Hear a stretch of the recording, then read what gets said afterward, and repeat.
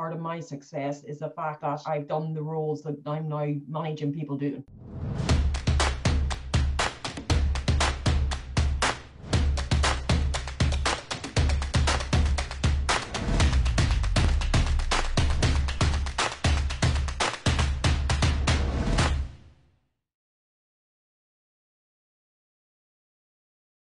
So today we're interviewing Olivia on the theme of forecasting, as that has been requested from the community and it is most in alliance with her experience as a leader. Olivia has been a sales director for over 5 years at Storagecraft with global experience and multiple roles in the SaaS industry and space. So, Olivia, what's your philosophy to being a sales director and how has your life affected that? Oh, philosophy to being a sales director, be a good salesperson first. Okay. So I would say the fact that I've done the role for over 20 years in sales. So I've been on the desk myself, I've been external field sales myself, I've been a sales manager myself. So I like to feel like part of my success is the fact that I've done the roles that I'm now managing people doing. Yeah, I think if you've done that as well, your empathy for each part of progression in sales must be really impressive. Well, the good old saying, never ask anyone to do something you can't do yourself. Very true. So, in your sales team, who does the forecasting responsibility fall on? So it falls on all of us. It's a team responsibility. So at an individual level, the team have to forecast to me each week on their certain buckets of business. So we got our subscription business and our VAR business, and then we have project business. So we break it out. And then I obviously roll that further up the food chain each week. But it's very good practice for particularly, I think, young people coming into the industry. Is one of the things we focus on with them first, is helping them understand it, because if you understand your forecast, you understand your business. Okay. So, what methods are you currently running with your forecasting? So I believe in keeping it as simple as possible, Georgina. I've seen places in the past where the forecast's the work of a crazed genius. It's really simple. It's your run rate. So we describe that as your repeat business that is coming in, and you typically will have a good feel for that. You will typically have a certain amount each month and quarter. And then what deals you've got to come in. And then as you go through the quarter, you take away deals that have arrived so you can keep your run rate so that it doesn't pollute your run rate as you go through, and then deals still to go. Okay, great. So, what forecasting processes have you built that have been really successful or instrumental? Would I say honestly, hand in heart, I've been the one who built it or inherited and rolled it out? I think would probably be a fairer description. But I have definitely influenced in other roles from where I am today, the simplicity method, and took away complexity from certain processes in the past. It took away the fear. I remember early in my career, I used to be a bit afraid when it came around to forecasting. Now the world has changed for the better, I might add, in the last 20 years. But it used to feel like, a big stick was coming out of forecasting, and that's not, to me, what it's about. To me, forecasting is a methodology to make sure you're in control of your business. It's not something that people need to be afraid of, and it's not something that people should feel pressured about. Yes, they need to get it right or as close as possible, but it is about understanding your business. It's not about the ego of a sales director or anyone else in the food chain. Okay, that's great. So, what are the three most important things that you are looking to achieve from forecasting? Accuracy, accuracy, and accuracy. Okay. Yeah, no, accuracy has to be number one. Number two, it is a good barometer to make sure people are in control of where they are with their business. Hmm. And three, it's an early warning system.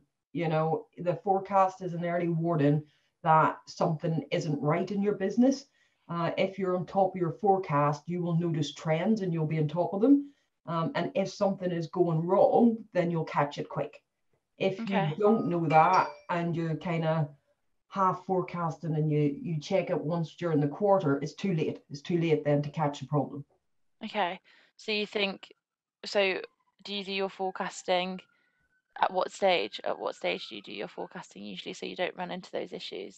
So I actually call up a forecast each week. What we go through in detail each week is more the projects, obviously, than the run rate and stuff. That's just to make sure that beating heart is safe. Yeah. But with projects, it makes sure you're keeping in conversation with the prospect on Okay. the opportunity, because it's all so easy to say, I think, or I hope, or I Okay. believe we're going to do this next. And it's like, okay, if we're talking about this every week, then you should be talking with the prospect regularly as well. So as Okay. nothing is left to hope. Yeah. So is that a use of data as well alongside with your forecasting? Is that, or is Absolutely. My team will tell you I love a bit of data. I love a bit of data. Data is our friend.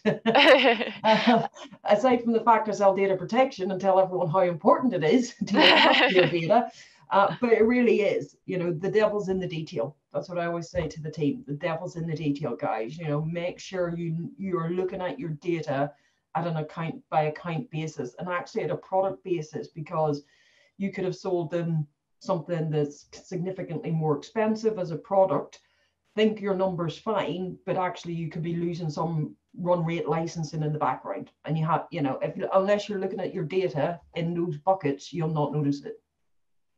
Okay, great. So I know you just touched on it then, but so what does success look like in forecasting to you then? The success in forecasting to me is actually, of course, we all want to hit quota, but number one for me is the team hit their forecast. Okay. Even if that forecast isn't quota, right? Because I don't want people to forecast quota just to forecast quota, right? This is to say, where are we realistically going to end up, and to make sure that the wider business is also aware of any market challenges we have. Because then again, we can join together to address that specific challenge in that specific market. And we won't know there's a problem if somebody keeps forecasting quota but falling in beneath. Mm-hmm. Okay. So is that a combination of having rep consistency and good forecasting, or is that more just like leaning into the data and being able to work on out what's going on? I think as a salesperson, it should be part of your DNA, forecasting and consistency of it. If somebody feels like, oh, I don't want to do my forecast, then we've got a challenge that we need to manage and understand in more detail, because there might be a problem hidden behind that. But it should be everyone saying, I'm using this as my barometer for where I am at any given point in the month, the quarter, the year. Yeah. I don't want it to be done as a chore. It's a tool. It's a tool Yeah. to help people be successful. I like the way as well as the leader, you're just discussing it as it's also the individual's responsibility to use the forecasting to know where they're at with their success as well. Yeah, absolutely. I mean, my role as a leader is to make them successful. But there's only so much I can do. Yeah, People yeah, have to fill in the gaps themselves. yeah, Um, and also it is, particularly early in your career, it is a good practice to get into and will stand you in good stead as you progress in your career. yeah. Okay, great. So who in your revenue team has the greatest influence on your forecast? The entire team, everyone's is equally as important. Everyone's forecast is as equally important as the next person's. Okay. Yeah, okay, that's great. How long did it take you to get your current forecasting sort of process? Because I know you said earlier that you wouldn't say it was your original process, but like adapting and adapting. But what would you have done differently starting from scratch, do you think? What would I have done differently? I'll have to think about that one, Georgina. This will be an edit. That's how we have edits, it's fine. I think I would have, when I first took it over, I guess it was more of a, people felt a bit nervous about their forecasting and felt a bit nervous about the call, and not really coming prepared, because not everyone every week was speaking. Whereas now I speak to each person, either all the team together or regionally, so as we can collectively share information as well. So that we use the forecast call not just about the number, it's an opportunity for people to share with each other to say, hey, I've got this deal, but I've kind of hit a brick wall. Here's where I'm up to. Can anyone give me some help? Anyone got any tips? Anyone been in this position before? So it's as much about sharing information as it is about just a number. Okay. So you've just touched on that there, but where there's a forecast, there are humans. So what are the key considerations for driving adoption of a forecasting process, do you think? I think people have to understand its value. They have to understand the value to them of doing it, and understand that it's not just an onerous exercise that the business is putting them through every week.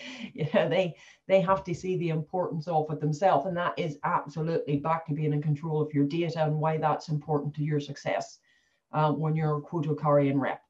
So I would say absolutely people seeing value Okay, is the great. key to a successful forecasting process.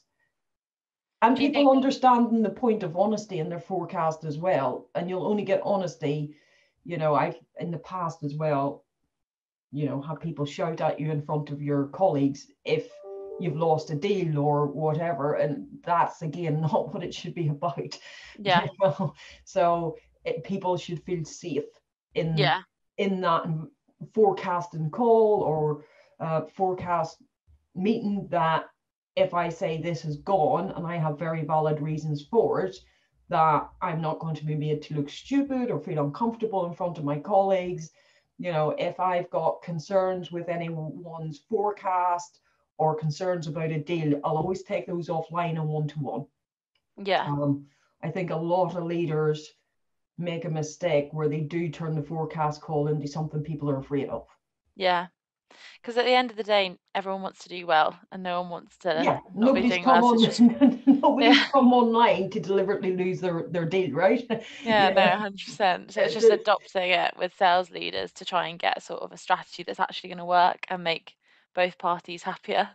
exactly, and keep people learning, because if it's case of we've lost the deal and when we've looked at the detail we could have done something different, then it's important we discuss with the individual how they could have done something different and where they could have got extra support. Yeah, Just, shouting at somebody because they lost a deal will never yield results. no, no, definitely not. I think that's a really good approach. So I'm going to move on to the final question now of if you were in a room with the best sales leaders of all time, what would you want to know from them? Yes, the obvious answer is what made you so successful, but I guess probably what was the most successful strategy they ever implemented in their Yeah, team. What was the most successful team they ever ran and why was it so successful?